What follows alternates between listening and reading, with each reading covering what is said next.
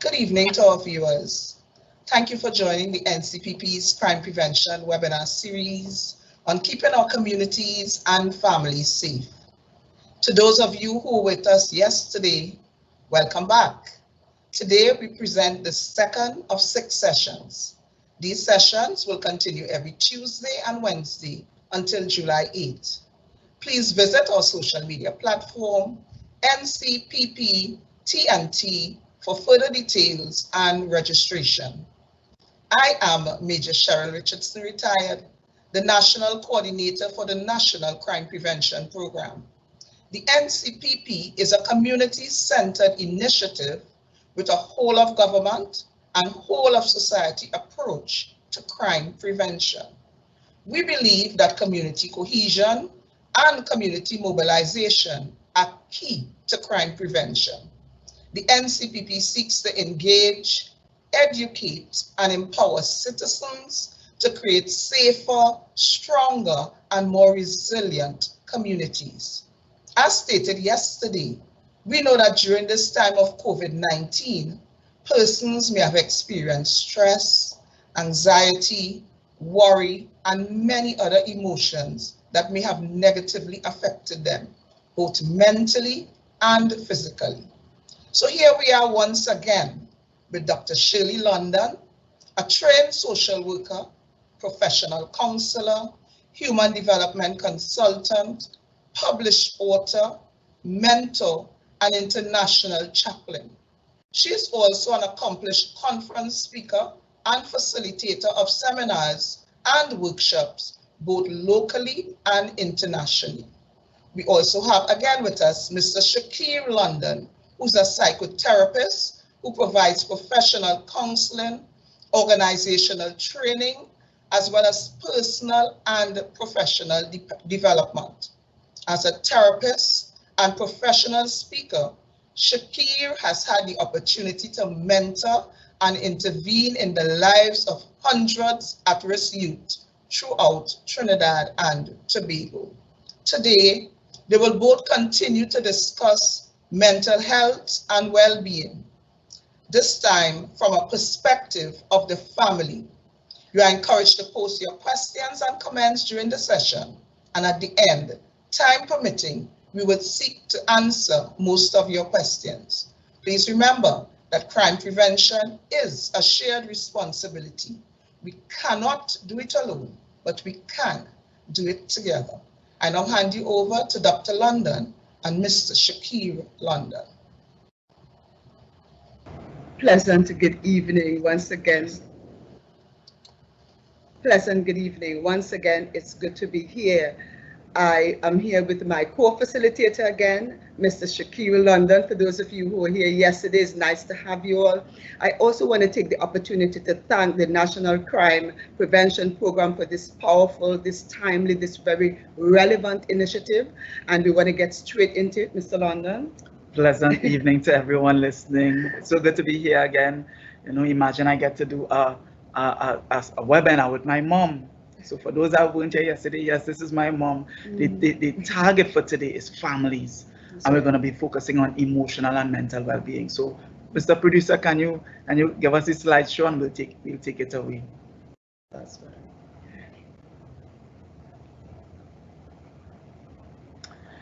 Right. So as was shared, you know, the topic is emotional well-being for families during COVID-19. And so, you know, if you're home and you're listening, you know, make sure bring your children in, bring your husband in, your wife in, your auntie, your uncle, everyone in the home, father, mother, bring them in, you know, so that they can tune in and they can be a part of this segment. So we're going straight into it.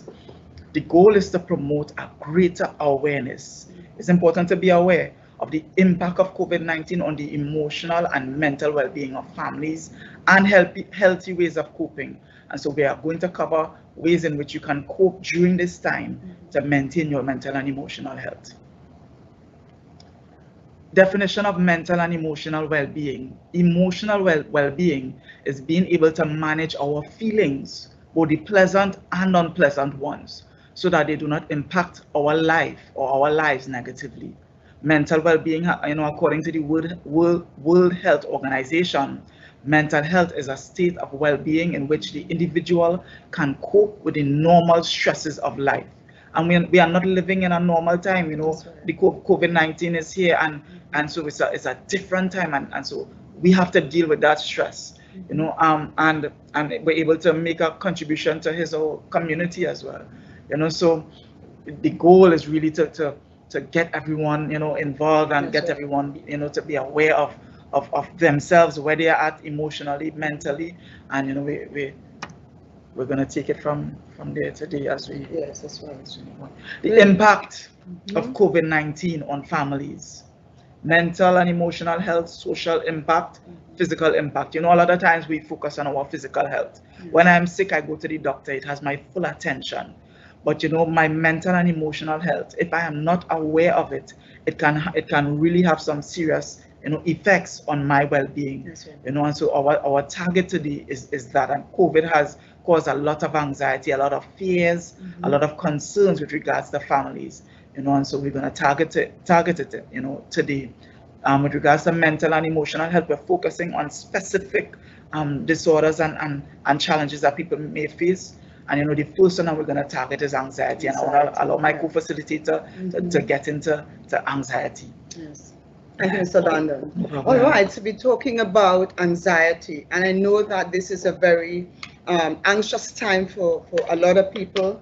All right, and I'm really believing that, I'm hoping that, you know, if you have anyone in your family who decide that they don't want to be here this afternoon, encourage them to come, because I believe that there are a lot of persons in our population who are not exposed to the information that we'll be giving you all today. All right, a lot of us hear about anxiety, and you know, even in this time, anxiety is a feeling, all right, of fear or uneasiness about what you are facing now and what is to come. So it is a feeling, all right, a feeling of what? Of fear.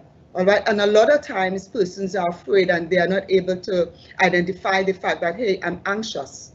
But this is what the definition is saying. It's a feeling of fear or uneasiness about what you are facing now. All right, but not only what you are facing now, but what is to come as well. And so what are you facing now? You are facing the stress, all right, that has been brought about by COVID-19. That's what you're facing. And so the cause of anxiety is usually caused by stress. For example, the stress that is brought about by COVID-19. You want to continue? Sure.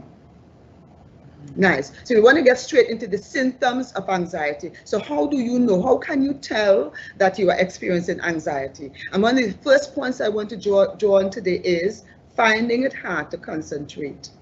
Finding it hard to concentrate. And we have a lot of parents, because I know we're dealing mainly with the adults today. A lot of parents, a lot of mothers, a lot of fathers, grandmothers, grandfathers, uncles, aunts find it so difficult to concentrate. So you're reading a book, you are looking at a movie, you are doing some kind of thing in your home, and you're not able to focus. Your thoughts keep drifting all over the place. You're not able to focus. You're not able to complete the assignment. You're not able to finish what you're doing. Why? Because of the stress that you're experiencing as a result of the COVID-19. All right. Another symptom is not sleeping or waking in the night with bad dreams. A lot of people are finding it very difficult to sleep. Even some of my clients, they would tell me they are not sleeping well. When I ask, what time are you going to sleep? Sometimes 2 o'clock. What are you doing up to 2 o'clock? I'm just thinking about all kinds of things, thinking about things that are not even happening. All right, but we understand that it is as a result of the stress that persons are experiencing as a result of COVID-19. And you know, anxiety disorders, when I think about it, and the fact that people are not able to focus well, when I think about it, some of the things that persons worry and are concerned about are like, what if? What if this is not them? What if I can't pay my bills? What if I lose my job? What if I get seriously ill or die? What will happen to my children? What if I can't go outside at all? What will happen next? And people are so concerned about the what ifs. But I think it is so important to be able to focus on what is happening, because a lot is happening. All right. So another point is not eating properly. All right, you're not able to eat previously, you have a good appetite, you're able to eat well, and all of a sudden you find that you have no appetite, you're picking at your food, you're just not feeling to eat the things, and not only that, the healthy things sometimes you're eating, but it's what you're eating. A lot of times, like I heard someone told me recently, they go to the supermarket and they spend so much money in junk food. So you're eating, but it's what you're eating. All right? Stress sometimes puts us in a place or in a mood to eat. When we're stressed out, there are a lot of people when they're stressed out, they eat. They go for the ice cream, they go for the cookies, they go for the so the food bill increases when you talk about junk food. So and I can attest to that. That's, they call it comfort food. Yes. All right, and a lot of people call it comfort food. So you have this comfort food when you're experiencing stress, but then again, it affects your physical health. So you want to make sure that you're eating properly. All right. Another symptom of anxiety is quickly getting angry or irritable and being out of control during outbursts. And we find that happening a lot in our families. We have a lot of an increase in the rate of abuse, the domestic violence, the physical abuse. Why? Because you're bored of being home, particularly our men. Previously you would go out, you would hang out with your friends, you would go to the, just hang out with your friends. But now you are not able to leave your home the way you would want to. I mean, it was a little bit more free now for people to go out. But there was a particular time when it was, you just had to stay indoors. And even now, a lot of our men are finding it very difficult to stay indoors. And because of that, they get very irritable, and that irritability causes a lot of conflict in the home. So you have mommy and daddy fighting and mommy and daddy quarreling. The children are in the middle of it, and we are saying, hey, you got to take it down. You got to talk about this. You got to identify that, you know what, I'm feeling anxious, and this is why I'm getting angry. I'm anxious, and this is why I'm so irritable. I'm anxious, and this is why I'm being so out of control during outbursts. So whatever you have in your hand, that's what you pick up. If it's a belt, if it's a knife, if it's a whatever it is, you pick up, and then you just use it because you're going through stress. All right, and we talk about the management of that, but we just want you to understand that when you see these symptoms, you know that, hey, I'm seeing these symptoms because I am anxious, constantly worrying or having negative thoughts. And I spoke just about the what ifs. So what if I die? So what if this happens? So what if I lose my job? So what if my children or my children get sick? So what if I can't go outside at all? So what will happen next? And so most of the time, Mr. London, most of the time, we're speaking to the adult, anxiety disorders are based on two words: what if, followed by the worst case scenario.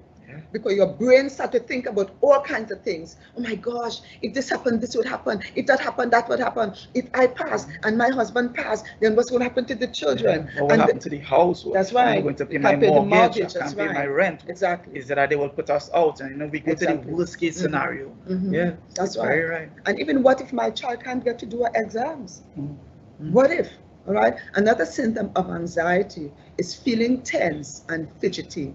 So you cannot stay one place. You go to the kitchen, you open the fridge, you begin to cook. You say, you know what, I'm going to cook so. And then when you open the fridge, you say, no, I'm not going to do that again. You're just tense. You're just uneasy. The slightest thing someone tells you, you just fly off the handle. You're fidgety. You just can't keep still. You get up, you're in one room, you go to another room, you just can't keep still. You go outside, you come back inside, and you're just not able to calm. You're just not able to calm yourself. And that's because you are anxious. You're experiencing anxiety. All right. Another symptom is shortness of breath. So you find yourself, particularly when you listen to the news. All right, you listen to the media, probably what is happening out there in other parts of the world. You start to get anxious, and then you find you can't breathe properly. All right, and accompanied with that, you have the trembling and the shaking and the rapid heart rate. Your heart starts to beat fast, you start to sweat. All of that, all right, we describe that as symptoms of anxiety. And we want you to understand that what you're going through, you are not alone, because I believe that all of us at some point in time during this COVID experience, some kind of anxiety. All right, I want to go straight into the management of anxiety. We have covered the symptoms. Let's talk about the management of anxiety. And the first management point that I want to draw to you is break large tasks into small, manageable steps. Large tasks into small, manageable steps. So in a particular day, you may have a number of things to do. All right, but you may have so many things to do that You know, it leaves you so exhausted and tired at the ending of the day. You don't have to do everything one time or in one day. You can decide, you know what, I'm going to do this today, that today, probably about 3-4 things, and I'm going to leave the rest for tomorrow. You don't have to clean out the entire house and scrub and clean and change. You don't have to change your curtains, and you don't have to do all of that in one day. You can say, you know what, I'm going to do some today and I'm going to do some tomorrow. Yeah, Mr. Lannon? Yeah, you know, I was just thinking, you know, sometimes, you know, we have thoughts, we're having thoughts about the house. Mm-hmm. You know, I wonder if I'm going to be able to pay my mortgage. I wonder if I'm going to lose my house. And so my thoughts are, what will happen if I lose my house? Yeah. Small manageable steps means, you know, what I can focus on right now is how can I pay my bills? And so maybe it may be doing other things to earn an income. Yeah. You know, it may be calling the bank, Yeah. or the lending institution, Mm-hmm. or your whoever you're renting from, and having a conversation with them. And you may be surprised, they may say, well, you know, hold off for a month, now hold off for 2 months, you know. And so the fear of losing your house is able to be put at bay because you were able to deal with a small manageable step. Mm-hmm. Talking to the owner of the property. That's right. I mean, so we're talking about the mental here as well, because your thoughts, you have so many things you're thinking at the same time that you don't need to think about all of that. You can put a plan in place in terms of what I'm going to deal with these 3 or these 4, as the case may be, and I'm going to just leave the rest for another day. All right. Another management point is develop a routine.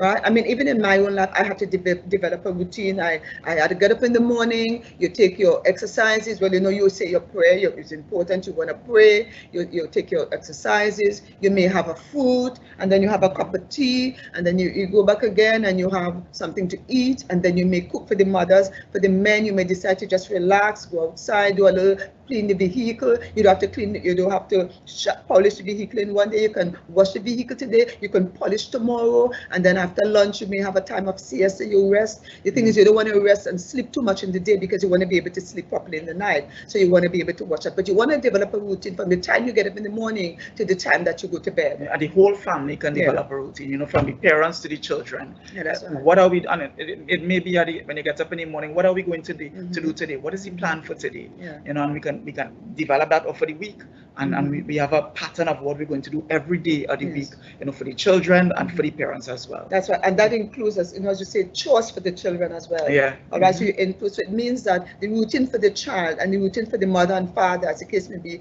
will all be intertwined, related to each other, because we're all in the family together. Yeah, and we're working together to make this thing, to alleviate the anxiety and the stress for all of us, for each person in the family. All right. The other management of anxiety is taking control of your thoughts, and I think we would have alluded to that a little bit, because you want to think your mind, and you know what, that taking control of the thought has a lot to do with the media and how much you expose your mind to. You don't have to always listen to the news, and you're on social media, and you want to know what is happening in the country every day, right through the day. You want to tap in on WhatsApp, you're downloading a lot of videos, and you're opening up a lot of things, and your mind, you're exposed to so much. All you need to know is get an update ever so often on what the Prime Minister has said. For example, there's a team that would say, okay, this is what is happening, all right? And if you find that when you do that, you're still feeling anxious, and let somebody tell you about the latest headlines. You don't have to listen to it. You can have a friend or someone, call them and let them tell you, you know what, tell me what is said, so that I will know exactly what is happening at present, all right? So you don't have to, just look and see and know about everything. You must be able to control your thoughts, all right? And keep it as free as possible, you know, as we call it, like unclogged as possible, yeah? Another point is avoid overthinking. Did we talk about that before? About overthinking, where I think we touched on that, where you have all kinds of things you're thinking about this, the what if this happens? What if that? But then look at the now, what is happening now, all right? What if I can't work, but you're working now? All right, you're able to have your meals. Well, we all know that parents must kind of manage your meals properly, the way you eat before. You have to be careful with that. You know what I'm saying? But you know what? Things are working out. We are having things under control to a large extent. And I think what is important is for us to always be aware of what is happening now. All right, and don't worry about what down the road that you don't know anything about. All right. The other point on management of anxiety is talking through your feelings with someone you trust. You know what is a good thing you can do as well? You can have someone, could be 1 or 2 persons that you can speak with like twice a day, in the morning when you get up, in the night before you go to bed. Or husbands and wives, mothers and fathers, you can put aside that time to talk about how you feel. Even with the person who you may call or they call you, is an opportunity for you to encourage that person or for the person to encourage you. And if you are living alone, for the elderly who may be living alone, if you have that person who will call you in the morning and pray with you, at least you know if anything happens to you, that that person contacts you in the morning, so they will be aware of what is happening. Before you go to sleep, if you touch base with that person, they call you, as the case may be, you can at least they know that in the night you're good before before you went to sleep. So it's so important to talk through your feelings. And you know what? When you talk through your feelings with someone that you trust, you are healing the emotional wound. That helps you to really relieve that anxiety, because you're able to get it out. You're able to release the emotions and to release the thoughts, and being able to identify your feelings as well. This is how I feel, because you see, it begins with the thought, and then based on what you think, you have the emotions, and based on the emotions, you act it out. So when you change the thoughts, you change the emotions, and then you change the behavior. And that is why it is. Go ahead, Mr. Lona. No, I was gonna say, and oftentimes the children, they're looking at their parents, and so mom and dad, they're anxious, and they're moving around the house, and the anxious is almost, the anxiety is almost palpable, and the children feed off of that. Yeah, that's right. And they can become anxious as well. They can develop feelings of anxiety as well, just by observing their parents. That's right. And when the parents are anxious like that, and it's been seen, and the child now believes that she or he cannot go to mommy or daddy because mommy or daddy isn't in a good place right now, because they're smart. They're not in a good place right now. I can't talk to mommy now. If I talk to mommy now, if I talk to daddy now, they will just get upset and they will just snap at me. So what does the child do? The child just alienates him or herself. They go in a corner and they just stay there, waiting for you to come there, to come to them. But sometimes if you're going through a lot of anxiety, you want to just use it. So everybody in the home just staying in a corner, and that cannot happen. All right, the responsibility is particularly on the mother and father and the parents to take charge of the situation and create a positive, healthy environment in your home, because we talk about social distancing that causes isolation, and that leads to anxiety. And we talk about physical isolation, but we don't have to experience the social and emotional isolation, because you can talk on the phone, you can text, you can FaceTime, you can play games. So you can actually even WhatsApp video, you can see the person. So you want to see grandma, you haven't seen grandma for a long time, you can let the child, all right, in cases where you have the father who may be living elsewhere, the mother living elsewhere, you can let the child engage with mommy or daddy via WhatsApp video. Simple that. All right. Another management of anxiety is doing activities that make you happy. I like to say, put on a comical movie, a comedy, one that makes you laugh, even if you may have looked at it a number of times, but you are guaranteed that when you look at it, it makes you laugh. Or a book of jokes. Or just calling someone who every time you hear their voice, you just laugh, and there's some people who just like to give jokes and laugh. Then you need to touch base with someone like that, because you know that they're going to make you laugh. Or any other activity that you believe will bring you joy. For fathers and mothers, you all can just do something exciting together, all right? Because when mommy and daddy feel happy and they have a good relationship, then the atmosphere in the home is a happy one. That's all right? Do as well deep breathing exercise. It's very, very important. All right, do your breathing, because when you do that, it helps you relieve anxiety. All right, it's big on that. Just sit down, just stay calm. All right, drop your shoulders. All right, and then you place your hand on your tummy, and then you breathe in. You hold it for a while, and then you breathe out very slowly. And you do that a number of times, and that will help. Also exercises as well. If you're into the fitness and things, that also helps. You can do so. Yeah, and the whole family can do it together. The deep breathing and the exercises. Yeah, that's right. Another point, the last point in the management of anxiety is if you're experiencing severe anxiety, for example, shortness of breath or heart pounding, please contact a medical health practitioner, because it means it's more serious. Because I've literally seen persons, the shortness of breath, and they stretch out in front of me, and then I have to now begin to just calm them. and bring them back down. Yeah. All right. So I now hand over to Mr. London, and he's going to talk about depression. Yes. I was just thinking about, even the panic attacks. Sometimes we have the panic attacks, and we're able to calm ourselves down after a while, or help, or get our family to help us calm down. But it is so important to get professional help in a case like that, because identifying what has triggered this thing is critical. Yeah. We're moving on to depression. So follow with us. What is depression? Depression is a mental illness that negatively affects how you feel, the way you think, and how you act. With depression, we use the term loosely. Oftentimes, we say I'm feeling depressed, I'm feeling sad, but there's a separation or difference between I'm just feeling sad or I'm feeling down and the depression that is known as the mental illness. Yes, right. There's a difference, and we're gonna get into it so that you can understand and identify when someone is going through what we would describe as the mental illness, or something that is affecting their mental health. Yeah. That is something that we need to take seriously. Some of the causes of depression: physical illness. And so if there's someone that they would have gotten COVID-19, that could be a serious trigger for depression. Or chronic illnesses that you've had for a number of years, whether it be diabetes, or other chronic illnesses, cancer and so on. Those things can really cause depression. Stressful life events. COVID-19, I can't go out. I can't move around. I can't go to the movies. I can't go to the beach. I can't go to, for some people, the bar. I can't go out. I can't go out. That's right. And that could be a really stressful life event for a number of us. And it can cause feelings of depression to come to the surface. Environmental stressors. So I'm home all the time. Especially during the quarantine time, where it's mommy, daddy, and the children are home every day. There's no daycare, there's no schools to go to, so the children are home and the parents are home. And so that mixture of being home all the time, where there's no break, there's no easing up, that environment can it can be a great environment, but it can also be a really damaging one to the family. And so it's something that we need to be conscious of, being able to manage the home and create peace in the home, because that can cause feelings of depression. And there's a term that is used, cabin fever, 24/7.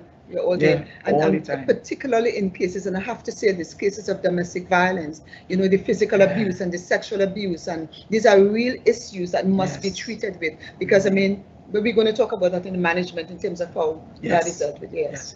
Family history, my mother, my dad, my grandfather, my grandmother, there's a history of depression, and that can be a cause as well, on alcohol or drug use. And so the bars are closed, but there's still access to alcohol, and access to certain substances, and these are things that can make my feelings of stress. It can make it worse, and I can go into a state of depression if I'm not conscious of it and I'm not aware of what is going on. Something, Mr. London, it's amazing that there are some people who may never have the virus. Let's say you don't have the virus, but you experience depression and anxiety. And that's a pandemic in itself, because it flows throughout the whole world. There's so many people experiencing depression, anxiety, and even suicidality, that it now becomes an issue that must be treated with. You might have never experienced depression before, and all of a sudden you're starting to have the feelings. Here are the symptoms that we need to be conscious of, where you or someone in your family may be experiencing. These are the things that we look for. Changes in your sleeping pattern. I'm either sleeping too much all night, all day. I can't get out of bed. I have no desire to come out of my room, out of my bed, and that is a real indicator that this person could be having, signs of depression. Or I'm not sleeping at all. I'm getting barely any sleep in the night. I'm waking up at 2 o'clock in the morning, can't go back to sleep. That is a regular occurrence every night. You've noticed this pattern, that members of my home, they've not been sleeping. It can be an indicator that they're experiencing depression. Changes in appetite. I'm eating too much. I'm eating all the time, and it may not always be healthy foods, but I'm always eating, or I'm not eating enough. I'm not eating. I have no appetite. I just don't feel hungry. That can also be a sign of depression, and those are really critical signs to look out for. And often signs that you can see. You can see. You can see when someone is sleeping too much, or you can see when they're eating all the time or not eating at all. That's right, because a combination of sleeping all the time. right? Sleeping, and then you're not eating, and when you're eating, like we say, the junk food. You're having the ice cream, and you're having the corn curls, and you're having the junk. I mean, adults do that. Yeah. Yeah, and these are things that can really affect the brain, the serotonin, the dopamine in the brain, the feel good, hormones in the brain. The lack of concentration, and we would have spoken, about that in anxiety. Loss of energy. I don't feel to do anything, and we take that for granted. Oftentimes someone maybe in your home, and they may be saying, we may say, why this person just lazy, they're not getting out of bed, they're not washing wares, they're not sweeping the floor, they're not contributing, and even with the teens, you may see it with the children, and you may just think it's laziness, but it can be a real indicator that this person may be going through depression. And that is why I started off by saying there's what we call, we use depression very loosely, but it can be a serious problem, a serious illness, that we don't take for granted. Isolation, this is a really big one. When I'm going through depression, usually I pull myself away, from not just my friends, but from my family. I pull away, and so I'm not talking, I'm staying to myself. Suicidal thoughts, really, really big one as well. I'm having thoughts about suicide and of giving up, of throwing in the towel. Life is it just seems too hard. What are we going to do? COVID-19 is causing real fears. It could be I would have lost a loved one during this time. That's a real thing. I can't go to the funeral, or we can't go and really grieve in the way that we would like. So there's no closure. And so that could be a real stress factor that can bring on depression. Physical aches and pains. I'm feeling pains in my shoulder. I'm getting a lot of headaches. What is causing this thing? I don't know. It can be signs of depression. That's right. And so we don't take it for granted. You might have gone to the doctor and they can't identify anything wrong. Why am I getting pain? It can be signs of depression. The lack of interest in activities. The things that I used to do, that I used to love doing, I don't feel like doing them anymore. There's no zeal, there's no interest. Just getting out of bed is a challenge. And that if that is you, then you may be able to realize that, hey, I may be going through depression. I need to get some help. I need to get some help. Hopelessness or guilty thoughts. And from my own personal experience working with clients, one of the biggest challenges that I've found is working with a client who's feeling hopeless. I feel like there's no hope. Like I can just give up. And being able to help that person come back from that difficult state. And if that is you, it means that you need to get some help. Guilty thoughts, changes in movement, less activity or agitation. And I just don't feel to do anything at all. And usually, the members in the home, they notice it. They notice the changes in movement. Depression in children. Parents, we need to be conscious of this. The crying excessively. Your child or your children may be more clingy. They may not want to sleep in their room at night. They may get up in the night and just want to be in mommy and daddy room all the time. The clinging, the clinginess. They may be more defiant. Disrespectful, rude, and you're saying, but all of a sudden, during these last 2-3 months, you just seem to be more rude and have a lot of behavioral problems and verbal outbursts. It may be that they may be experiencing depression, and we are not able to put our fingers on it that this is what they're going through. And imagine a child is experiencing that, doesn't understand that it's depression, and the parent beats the child. Beats the child, and this is the sign of the symptom of depression, and you don't know. And that's why we're doing what we're doing.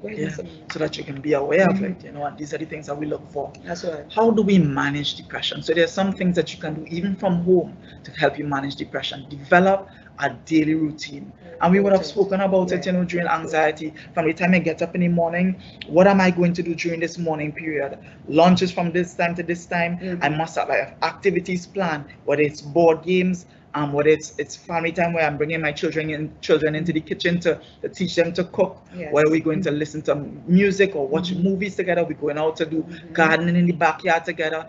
It's important to have specific things that you're doing and at specific times.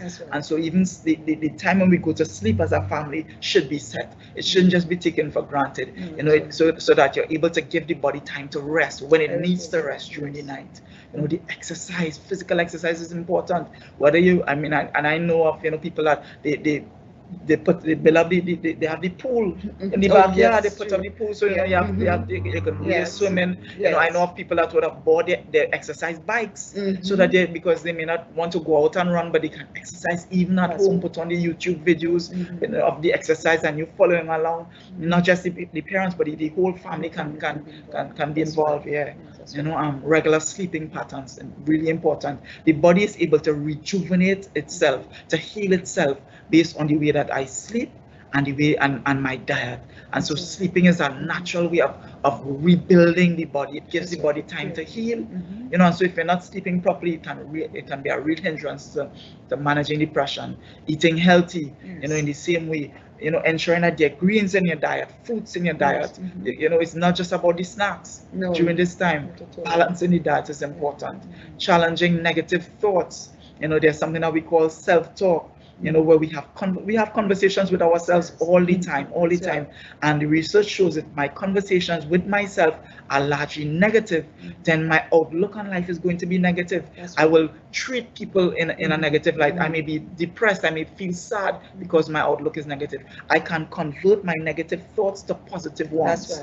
You know, and so I will, even in this time of COVID, we will be okay. We will survive. We will be well. We will get through this. I will not be afraid. I will not be afraid. I will not be afraid. Yeah, that's a good one. That's I a will good not one. be afraid. Yes, yes. You know, so include these things and get your children to begin to start to even say them. What we call affirmations. I'm speaking it to myself. You know, to counteract the negative thoughts. Identifying my triggers. What are the things that trigger my feelings of depression? That is very important to note. You know, and it goes hand in hand with assessing my feelings. Where am I at right now? You know, am I feeling depressed right now? You know, if I were to rate myself on a scale of 1 to 5, 5 being I am very low, 1 being I'm feeling fine, where would you rate yourself? It might be a good activity to even do with the children. You know, how are you feeling right now? Where are you at? You know, and when I'm able to identify where I'm at, what has been triggering me at home? Is it my relationship with my parents? Is it my relationship with my spouse? Is it social media? You know, is it not being able to leave my house? Is it, you know, identifying what is it? Is it I'm not eating the foods that I would like to eat? I don't have the money in my hand that I would like to, you know, to have to be able to buy the things that I need to purchase. You know, these are things that can really trigger our feelings of depression, our mood, and we need to be conscious of it. You know, and it would mean once we're conscious of it, we know how we can put some things in place to be able to treat with it. You know, Mr. London, I was thinking about even parents. You know, when a child says, you know, Daddy, I'm hungry. You know, Mommy, I'm hungry, and you don't have the food to give them, you don't have the money to buy the food, or it's limited as parents, and I know a lot of parents are going through that right now, you know, and that could be a trigger as well. You know, you just go into that place of depression because as a man, head of the home, father, you want to know that you can provide for your family, but you're not in a place to do that, and it really makes you feel depressed. You move away, you don't want to talk, you just get silent, because and you feel guilty about the fact that you are the man in the house and you're supposed to provide, particularly if you used to provide well before, and then as a result of COVID now you're not able to go out to work. For those persons who are self-employed, a lot of persons were not able to go out to work. Yes, you may get the help from the government and even the church and so, but a man likes to know that he's able to bring home his own. Mom, that is a big thing for a man. You know, one of the first things that you learn is a man takes care of his family. That's right. And so if I'm not able to financially meet the needs of my family, that could be a real challenge. And who do I talk to as a man? You know, a man tends to keep things on the inside. You know, and so I mean, it's a plug for the spouses, for the wives out there. You know, these are conversations that we need to have in the home. That's right. Because your man could be your husband, your father could be in the home, and he could be struggling, and there's nobody for him to talk to. That's right. I think it's important for the mothers to know that he doesn't feel good, and sometimes verbal abuse. You know, I mean, you're in here, the child said the child hungry, you're in here, but you know, and so I think that, you know, the man and the woman, the mother and the father, husband and wife, you really need to talk about it and make decisions as to how to communicate and what to say. You know, and how to deal with it and how to respond in front of the children when they come and say, Mommy, you know, I don't want no bread and butter, I want cheese, and there's no cheese. you know, you have to know how to treat with that. Yeah. Because depression is not just the sad mood, and sometimes we tend to see it like that. Yes. Just this feeling of sadness, but depression can be irritability. That's right. Depression can even be anger. There's a lot of other symptoms that you can identify that can be associated with depression. The next point the next 3 points go hand in hand, and I like to look at them as self-care. What can I do? Where can I go? Who can I talk to? Yes. Those 3 things. What can I do? It may be good to develop a list of things that you can do that would help you to feel better. Yes. You know, activities, whatever it is that works for you. Listening music, watching a movie, going outside and getting fresh air, doing some push-ups, Yes. doing your gardening, you know, for those reading the Bible, you know, praying. What can I do? Where can I go? I mean, and now in Trinidad, things are a little bit more relaxed, and so we may be able to go out and get some things. Where can I go that can help me to feel better? Yes. And who can I talk to? Identifying people in my life that I can speak to and share what I am going through. Yes. is very, very important in this time. And then we know, you know, as we have to plug in as well. When you go outdoors, you know, you wear your mask. Yes. That's very important, and practicing the social distancing, you know, and you know, ensuring that you play your part in making sure that you are safe and those around you are safe as well. Not only those within the family, but those around you. Yes, so important. Excuse me. Yes, the next point. Excuse me. The next point we have is suicide. The term we like to use is called suicidality, and it's very important. Yes. Suicidality has to do with our thoughts about suicide, the suicidal attempts, and carrying out of the act. There are 3 parts of it. Yes. The first part has to do with the thoughts, and you know, we can have the thoughts, and sometimes we've had the thoughts in the past, you know, and so if I have the thoughts in the past, and a stressor comes like COVID-19, and so the thoughts come back to the surface, I feel like I can give up.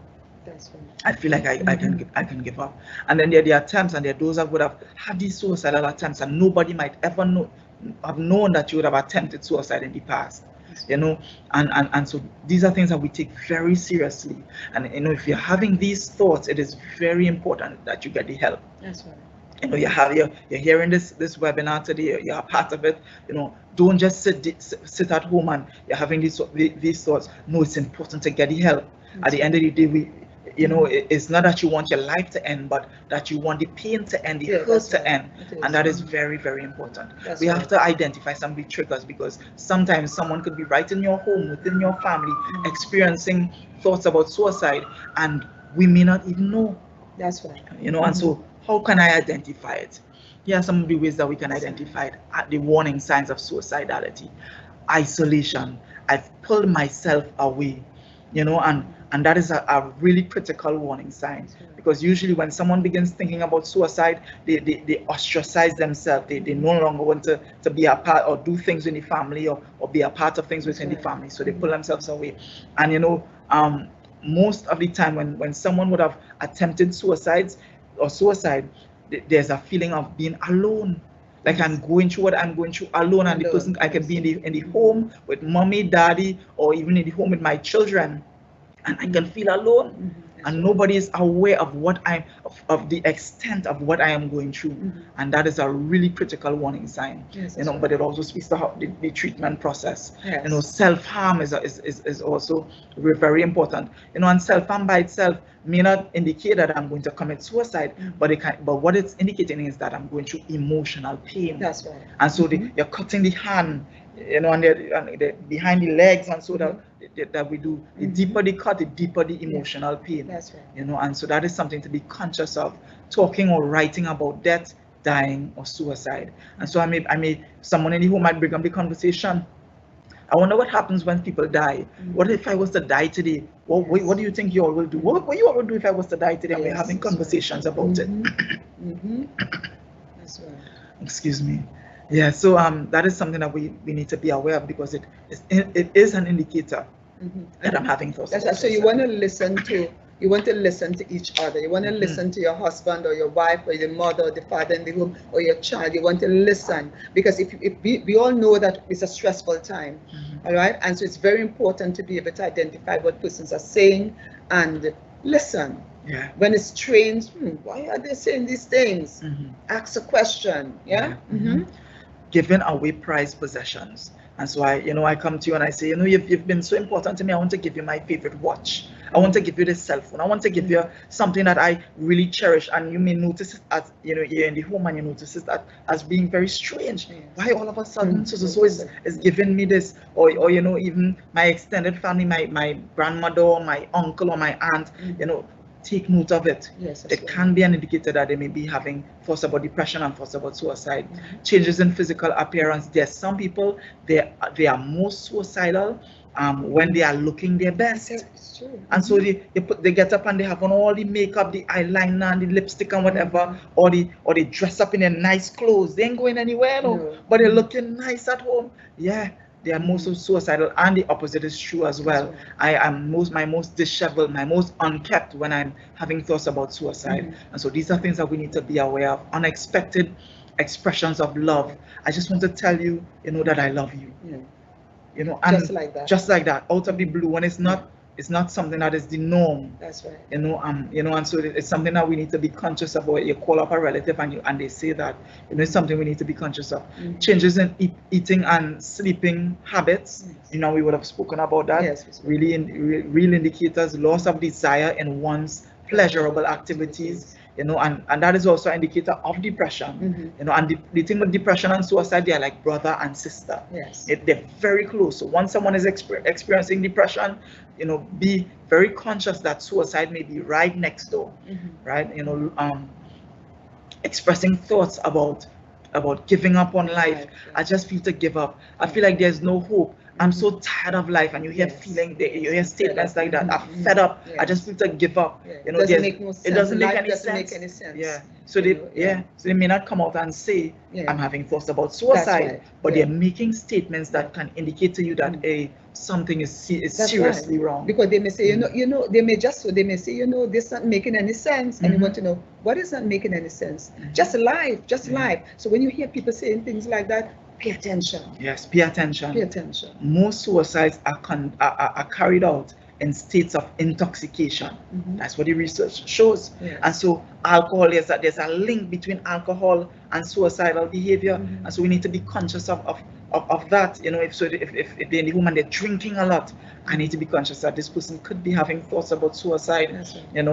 Dramatic changes in mood. 1 minute they're happy, the next minute they're sad. And also impulsive behaviors. I'm very impulsive, and so I just get the thought and I want to go and drink whatever it is or take whatever it is. We need to be conscious of these things. These are some of the warning signs of suicide. It's a lot in terms of drastic mood changes. So they're very, very happy all of a sudden. And everyone says, you're gladding up, so you're so happy, because tomorrow they know that they're going to take their life. They already know tomorrow that that's it, the pain will end, and that's why they're so happy. So it's important to observe when someone is very isolated and then all of a sudden you just find that they're just glad and happy. You need to watch that. Yeah. Management of suicidality, very, very important. The first one on the list is called means restriction. And so parents, what this means is that we want to restrict the means or access to things that the individual in the home may use to harm themselves. It could mean the old rope in the back of the yard, the laminate that you might have in a cupboard for years. You might have a lot of prescription pills in the cabinet.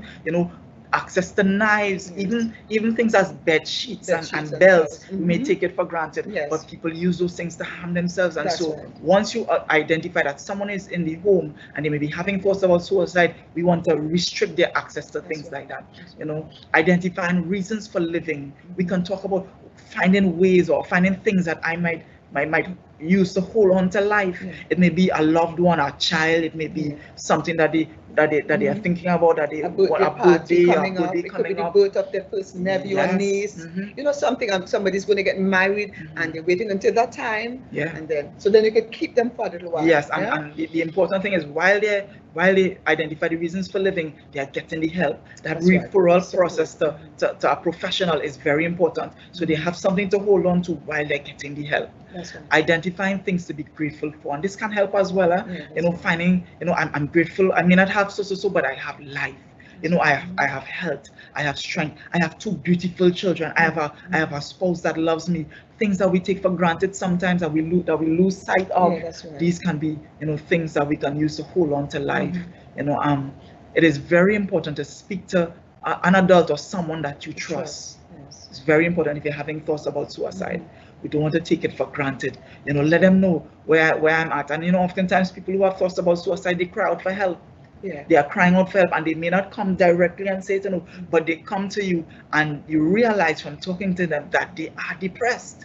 Yes. And so in your mind, this person needs to get some professional help. That's right. Yeah. And that's the reason why it's important for us to make a call and check up on a loved one, you know, find out how they're doing. Yes. You know, put aside some time in the day, even in terms of your daily routine, put aside some time in the day, call your sister, call your aunt, call your grandmother, call a friend. Hey, you're just calling to find out how you're doing. Touch base with each other. If we do that, then we'll be able to know if persons are going through depression, if they're going through anxiety, we'll be able to identify and then make a referral or help or provide counsel or something. Yeah. Yes. Family support, very, very important. Oftentimes, I mean, I have cases where you would hear the person is having thoughts about suicide right in the home, and the family takes it for granted. No, they're only joking, and you know, we are in Trinidad, they're playing games, they're trying to get attention. Yes, we say things like that. And I tell them I could give them the rope, you know, and I could give you to drink. If you want to go and do it, it's but we have to remember someone who's having thoughts about suicide oftentimes is linked to depression,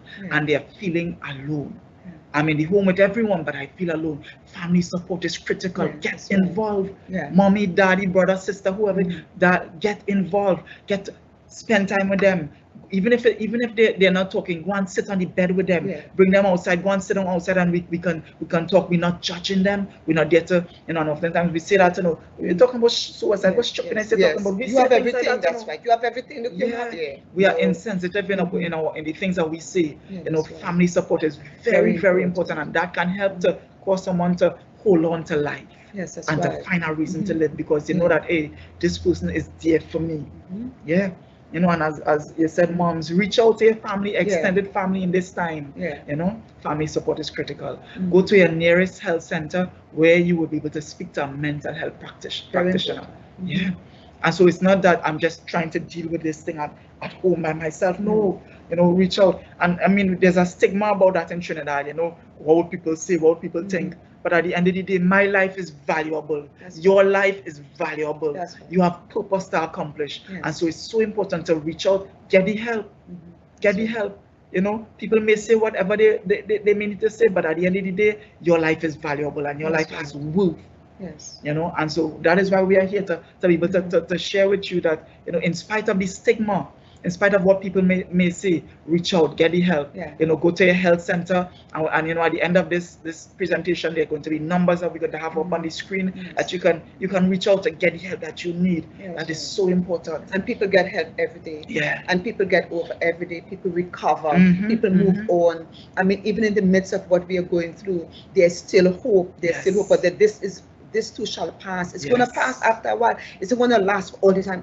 It's going to pass, you know what? And you want to be alive to experience all the plans that you have, all your goals and all of that. So, you know, just take some time. When you develop that routine, it takes your mind off of everything, because every day, you know, you're just involved in doing this particular thing. It really helps. Right? And then don't just think that, all right, I'm just going to say a few words, some encouraging words. You could get over this, bounce back, and that just helps these suicidal thoughts. If the person is in the home, that may not be enough. That person may need professional counseling. They may need us to see a psychiatrist. They may need to see someone to get some medication. You know, and so, you know, what you may say to them may be good, but it may not be enough. That's right. You know, don't downplay it, and don't downplay it. Don't downplay it at all. Take them to get the professional help that they need. Go with them, So there's also social impacts of COVID-19. Mom, you want to talk a little bit on this? But lack of social interaction, because, you know, you can't go out the way you would want to go out, so you don't have you're not able to see your friends or your sisters or your brothers, or sometimes even your parents face to face, you know, and social distancing. Even when you go out, you have to maintain social distancing. You know, you have to make sure that you know, you're a responsible citizen, you're a responsible person, responsible adult. All right, so that's one of the social impact, lack of social interaction. We have the social distancing, I just spoke about that. Greater interaction with family members. I'm smiling because it is so nice to see that now we're all in the same, we're all at home. And some of the things that you weren't able to do before, you can do now. And we would have touched on some of them, baking together, playing together, reading stories together, watching television together. A father can play a video game with his son.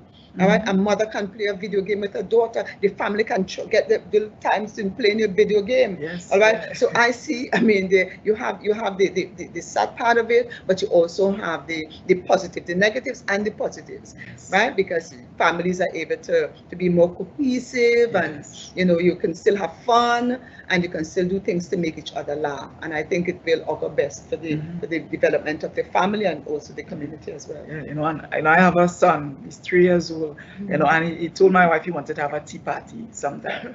And so, you know, my wife decided to have this tea party. She brought out all the china from, you know, those old china that we have up in the cabinet. She brought out all the china, and so we all had to go and sit down. So we're all sitting down now with our little tea, cups of tea, and you know, it was such a nice experience, you know, and he really appreciated it. And it's just an example of things that we can do as a family. We can do stuff together as a family, you know. You know what is important as well, to ask the children what would they want to do. Yeah. Ask a son, you know, what do you want to do? I mean, we talk about them on the video game all the time, but ask them what do you want to do? You know, sometimes parents will say we're doing this and we're doing that, but let them be a part of the decision making. Hear from them as well. Yeah. All right. There's the physical impact of COVID-19, you know, personal hygiene. You know, we now have to wash hands and, you know, make sure that we're wearing masks, you know, all the time. So I mean, when we talk about the impact, the physical and the social impact, they can also have a bearing on our mental and emotional well-being. And so we need to be conscious of these things. Physical activities at home, you know, the little gardening. Yeah. And, you know, sometimes daddy may decide to wash his vehicle. I always talk about daddy and sons because I know our young men, how they need their fathers. And you can let your son come and put the thing on the tire, and, you know, get them involved. You know, you may choose the time to fix something in the home that you didn't have the time to fix before, and you ask the child to come and hold this for me while I do this. All of that is bonding with your child. Very important. And also physical activities in the home, is whether inside the house or outside the house, very important. Yeah. Decreasing sports and activities is something that we see a lot. You know, now we can't. You know, I mean, I know that when you're here in terms of social media and the news, they're looking to reintroduce football and other sports. So I know a lot of the men out there, they're excited because we get to watch matches and games and so on. You know, for me, I go and watch all the track and field and games on YouTube, and you know, we resort to that, but it helps. You know, and so we're hoping that soon we'll be able to have more sports and get involved in stuff like that. You know, weight loss and weight gain. You know, we see these things during this time. That affects depression. That can affect, because if you're eating the junk food, things are not healthy, you're gaining the weight, and then when you gain the weight, it depresses you. So you're already depressed, and then you're not eating healthy, so even more depressed. Yes. All right. So we really want to eat healthy. We want to use the opportunity to buy the vegetables. I'm seeing a lot of the farmers are producing a lot of stuff. I went to the market on Saturday, and I mean, I was able to buy all my fresh things from on. You know, you can plant your own things. You can plant your shadow benny in your little water bottles. You know, the garden ones. You cut it in half. You body holes at the bottom, and you can get the children involved in these things. You know what I'm saying? Yeah. Teach them from young. I have my little garden at home. Yesterday I went and I planted 2 lettuce plants. So, you know. Yeah. And all right. Weight loss as well. And weight loss as a sign of depression, why I'm not eating. You know, I mean, at the end of the day, when we look at everything that we've been talking about, mental and emotional wellness during this COVID-19 time, you know, you may need to reach out for help. And there's some numbers that we have here, you know, supporting agencies that you can get involved with, you can reach out to, that can, you know, really help and that can provide you with the help that you may need, you know, to treat with some of the issues. You know, we want to open up the floor for questions. We want to open up the floor for questions. You know, you can WhatsApp your questions in, and we will be able to answer them here for you. You know, yeah. So any questions that we have, you know? You know, while we are waiting, I was thinking about, you know, the pandemic, the COVID pandemic, but you know, there's also the emotional pandemic. All right, the spread of despair and the spread of anxiety and the spread of worry and the spread of depression, particularly with persons who are already suffering from some form of disorder. You know, so we focus on the pandemic, but I think it's so important for us also make sure that we don't spread the others, which is why we're here today as well, to make sure that the anxiety doesn't spread and depression doesn't spread, and so, yeah. All right, so we have a number of questions here, moms. The first question is, what do you say to a person experiencing anxiety or depression? Wow. I mean, well, we would have covered a bit of it, but I want to challenge you to listen. It sounds easy, but oftentimes it's very difficult to do because we always want to give advice. You know, someone who's experiencing anxiety or depression, usually anxiety and depression, they are triggered by a lot of emotional and mental pain and trauma. And so giving them the opportunity just to share and to open and to ventilate where they are at, it can really help, you know, someone going through depression. Go ahead. Another thing you can do, you can ask them, what are you thinking? What are you thinking now? And, you know, be careful with your tone of voice, you know, as well. Take it down when you're asking them, what are you thinking? What are you feeling now? What is happening with you? And you listen, as Mr. London says, you listen. Particularly for persons within the home, you don't want to jump in. So the person says, well, you know, I'm thinking that yesterday, you know, daddy didn't do so, and then you want to try to now to justify. No, you want to listen without attacking. Because if you attack, then it's going to make it worse. And once they experience an anxiety or depression, they should get professional help. You know, I mean, when you sit with a counselor or a therapist or even a psychiatrist, when they begin to go into the person's life, oftentimes depression is triggered by things that happen in the childhood. You know, and so they may need to have something like that, you know, take place where they're able to go back into their lives and sift out some of the things that might trigger the depression or even the anxiety, you know, and have some ways of coping with it. The second question we have here, what are some of the do's and don'ts of dealing with a family member going through a mental health issue? Do's and don'ts. Do's and don'ts. Okay. In terms of the do's, provide support for them. I think having a conversation with the mental health practitioner about, so that you gain some understanding and awareness of what this person is going through, because oftentimes we say things we can be very insensitive in the things that we see to someone who has a mental health issue. You know, the more I'm able to understand is the less ignorance there is on my part, and so I'm able to empathize. I'm able to change my behavior. You know, and in order to really. So that I don't become a problem. Oftentimes the family members trigger depression, and that you might be surprised at that, but yes, family members can trigger depression by the things I do and by the things I say. You know, when the person has a mental health disorder. That's why some sort of education is important to understand what the person is experiencing. To some extent, you may not understand everything to some extent, so that you are very guarded as to what you say. And a lot of times when we are offering help, we want to listen more than anything else. We want to listen to understand what the person is saying. We don't want to judge. We don't want to criticize. We don't want to accuse. We want to listen to understand. And when we understand and we're able to assess where the person is at, then we make the appropriate referrals. Yeah, and a mental health issue is something that happens in the mind.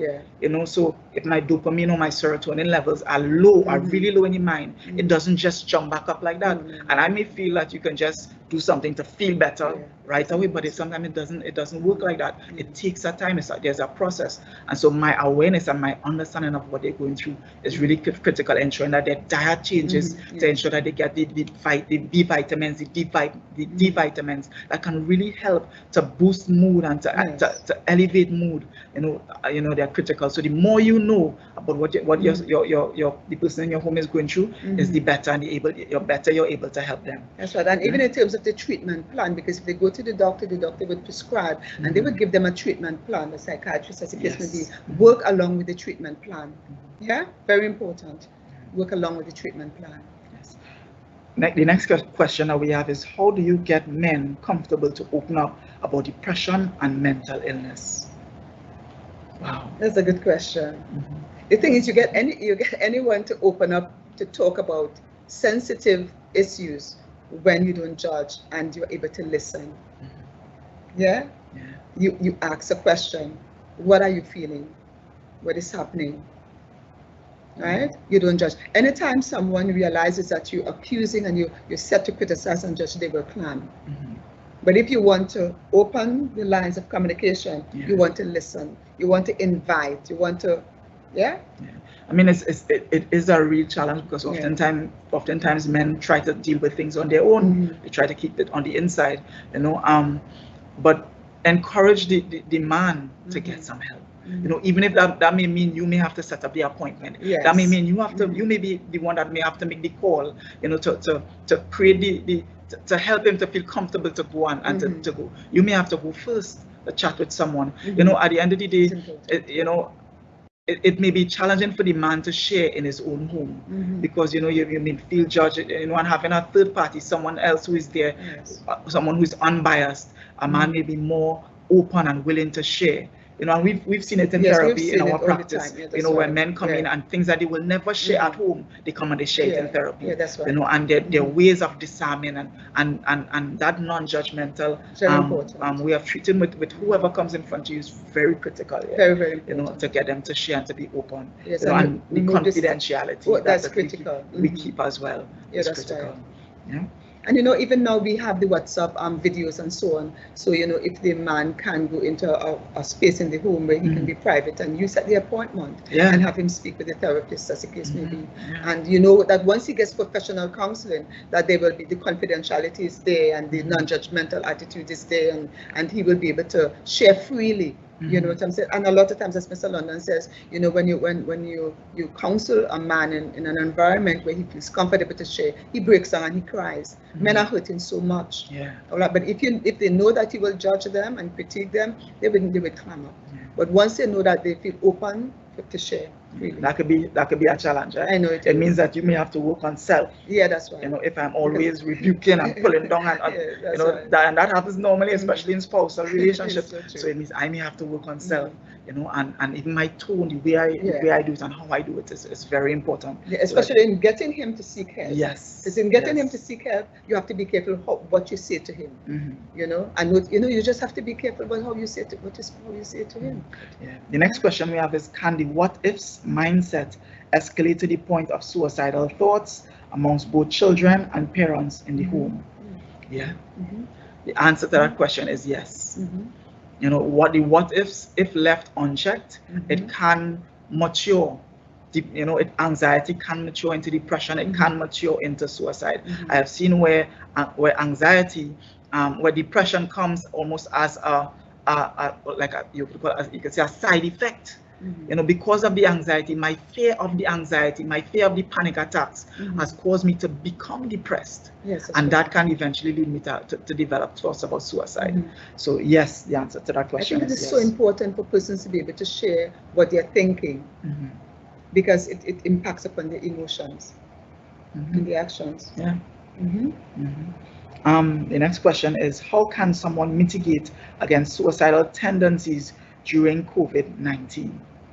I mean, and we would have started talking about that. You know, we one of the things I mentioned was that most times someone who is having thoughts about suicide, they're feeling alone. Nobody truly understands where I am at. And there was research into it where they went into hospitals, a team of researchers, and they interviewed persons who would have attempted suicide in the past, serious cases. And for each case, they found that the person felt alone. And so it speaks to my role in the family and what I can do to really help that person. Support. You know, yeah. So my support in the home during COVID-19 is important. You know, and we can't take that for granted. You know, some of the numbers, they may have to get in contact with the suicide prevention lifeline that you're seeing there, that gives the person the opportunity to talk. You know, we spoke about means restrictions, so we would have touched on some of them. And when you go into counseling, there's a whole host of other things that we go into to do to identify where they are at, how serious they are, you know, and the suicide plan. There's a lot more. It's a legal issue as well. Yeah, it is a legal issue, you know, as well. But the person needs help. They need help, and it's not something that you can just treat. You want to treat with just in the home. I was just about to say that. Yeah. So don't feel like, all right, I'm going to just treat with this in the home and it's going to get better. There's some people that they're able to deal with their suicidal thoughts and get over it. But one of the biggest indicators of somebody somebody make attempt suicide in the future is a previous attempt or previous suicidal ideations or thoughts about suicide in the past. And so I may get over it now, but it may come back again. COVID may be another trigger right. for it. And so we want to make sure that they get the help that they And just need. a spike in another country could be a trigger. And it's important to ask the person, are you thinking about committing suicide? You know, sometimes people feel like when you ask the person that will drive them to do it. It's important for you to know if the person is thinking about taking their life and how. Yeah. Ignoring it doesn't help. Doesn't help. I know cases where the family is in the home and the family notice something is wrong, and they live around the person, they live in fear that something may happen, and they don't know how to deal with it, and so they try to ignore it. You know, and so they avoid the issue, but the issue is there to be dealt with. Reach out and so that they can get the help. The next question we have is, what coping mechanisms do you suggest in the case of a single parent unit with small children and limited support systems, where there's a high level of frustration and anxiety due to COVID-19? Wow. Yeah, well, the thing is, support from, well, first of all, you want to be able to identify what resources are available in our society, all right, and make the necessary referrals, even if it means you have to complete the forms for them, for the single person to fill out the forms, and you walk them through it, you get the information, you take it into the particular social development, the ministry, and you know, you provide that kind of advocacy, you know, for that person.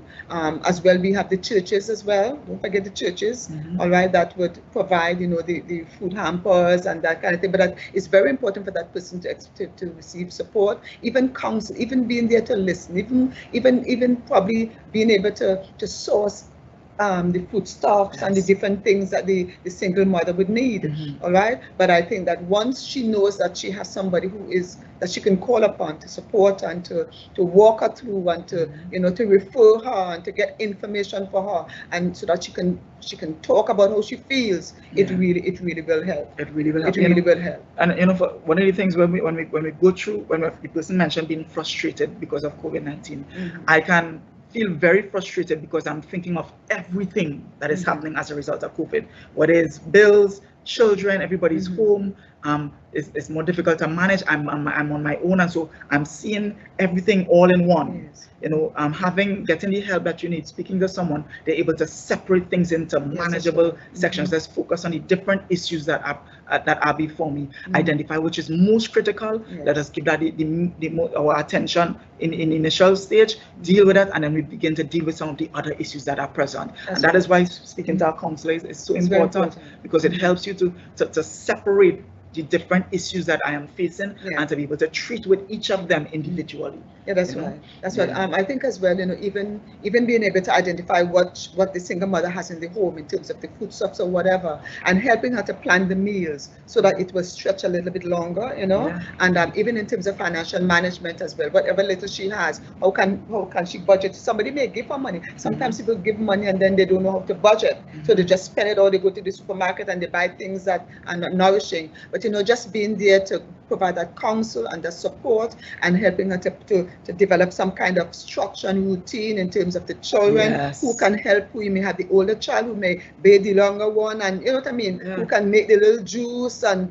you know what I mean, but getting the children involved in the whole working of the family system is very important. Or even having like a nap time after in the routine, because it gives the parent a little space to rest. And so it should to rest. It should be, you know, so there's a nap time, like whether it's for an hour or two where everybody's in their room, or you're in your room, it's nap time, eyes closed, we're taking a rest. It gives the parent a time to, as in single parent homes, it gives you a time to breathe. You know, it's very important. And I think as well, prayer is so important. You know, have your children together and you pray with your children, and it's an excellent opportunity to teach them to pray as well, and have them pray. And you know, God is able, you know, to really provide.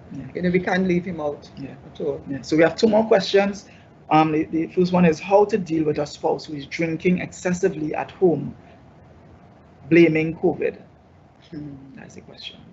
How to deal with a spouse who's drinking excessively at home, blaming COVID.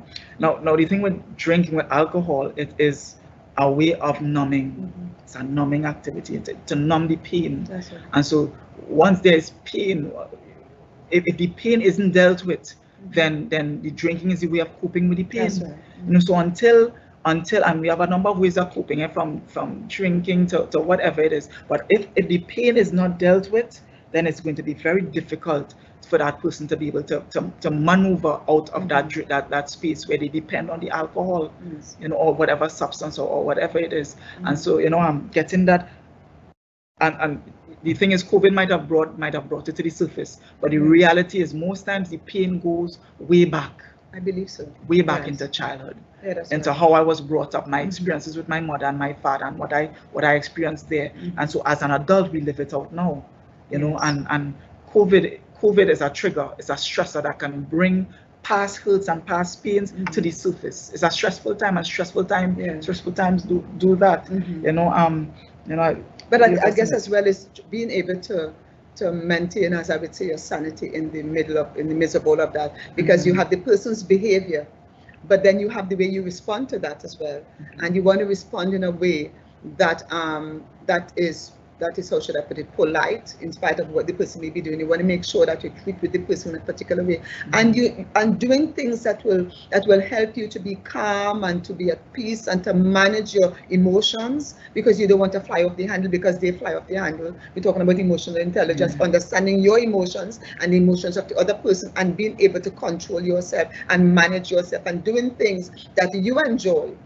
You know what I'm saying? Doing things that will help you to remain at peace, and not to aggravate the situation, because the situation can be aggravated. The person drinks and they're loud and they boisterous and the thing, and then you answering back, and no, you don't want to do that. You want to change it around. You want to be careful what you say and how you say it, and don't speak if you don't need to, and you know what I'm saying. And then probably when the person is not drinking, I guess you can, and you're able to talk with them. You can say, no, let's talk about the problem. You know, this is what is happening and that is what is happening. You know, to me, if you talk about the problem, and if you feel like you're talking about the issue, and the both of you are not able to come to some kind of amicable solution, then you bring in a third party. That's where the counselor can come in, somebody who you trust. They may be a trusted friend, someone that you believe that he would listen to, or she would listen to.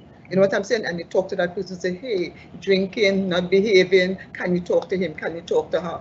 You know, and they will choose the right time to call them and talk to them. There must be somebody that this person would listen to. I always say, anybody they would listen to, and then you contact that person, have them talk to the person, and that helps.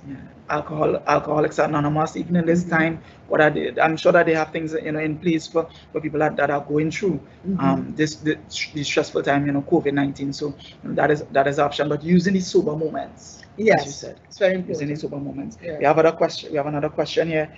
What can a child do if they realize that one of their parents is depressed?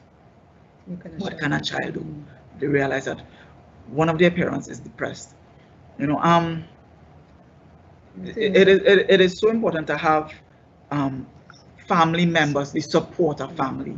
You know, so a child may be able to reach out to an aunt, to an uncle, to a cousin, to someone, to another adult, to express what they have identified, especially based on the slides that we've gone through and the points that we've gone through, that they've noticed these things and they are worried about their parents. So that, you know, because the parent may not want to listen to the child, but they may listen to another adult, another family member, you know, and so I don't know if there's anything. Can you speak with mommy? You know, I mean, if you have access to probably the older children, you know, have access to your phone and so on, and you you will know your aunts or uncles that mommy would listen to. Again, to me, it's always someone that you know they would listen to. Can you speak to mommy? As well, you may have a spouse, let's say the father, the mother is the one who is depressed, and the father is aware, but sometimes he's not doing much about it because himself doesn't know what to do. But as the child can go to daddy and say, Daddy, when you were not at home, or Daddy, I observed mommy doing something. I observed mommy did this, you know, right? And then Daddy can now realize, well, okay, he's been seeing it all the time. He's not been paying attention. Now, when the child comes and says, Daddy, I concern that mommy's doing this. Now the father is able to say, no, talk to the mother. What is happening? There's a second part of the question. Also, how can a child get the other parent to take it seriously? You know, so that could be a real problem. I like meetings. I like family meetings. You know, because even in cases of physical abuse as well, when the mother and father are calm and cool, I believe that the child could meet with them seriously and say, Mommy and Daddy, you know, I don't like what you're doing. It makes me feel. I feel so when you all do this, I feel sad. I feel, you know, Mommy, I'm concerned about what I saw happen yesterday, and it made me feel so so sad or unhappy when I saw that you were lying down on the bed all day and you weren't getting up. Moms, I'm kind of scared. I don't know what to do. And you can talk to the other parent who is not depressed and let them know how you feel about it. But I believe that nothing is wrong with a child. Very polite and with respect. Talk to mommy or dad and say, mommy, I am concerned. And this is making me feel. Very important, the I feel, I statement. I feel so when you do this. I need for you all to stop because it affects me. Mommy and daddy fighting and quarreling, I need for you all to stop. It affects me. Yes.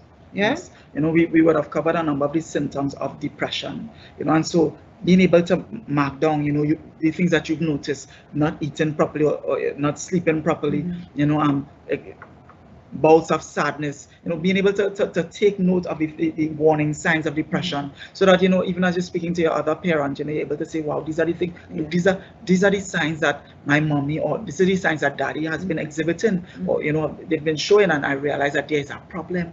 We can't ignore it any longer. We need to get some help. Yes. Yeah. And then sometimes they may not have anybody, any aunt, uncle, or mother, father. It may be just one child, mommy and daddy died, you know, and but you observe that your parent, you know, has a good friend, you know, or somebody from the church, or that you know, mommy know, and, you know, you may know the child, and you may say, tell him, mommy, I want, you know, just tell him, mommy, to call me or something, or tell him, mommy, to call my mommy. You know what I mean? But the important thing is to ensure that you reach out to someone who can assist your parent in that situation, because it could be lonely for a child as well, and very stressful for a child, particularly if it's a single parent home. Yeah. So we would like to thank, you know, the National Crime Prevention Program for this initiative, you know, for the opportunity. We thank you for all the questions, and we hope that we were able to answer them to the best of, you know, our abilities, and to, in a way that you're okay with, you know. We thank you for listening and for being a part of the session today. You know, I know we went a little bit later than we hoped, but we had a lot of questions to cover.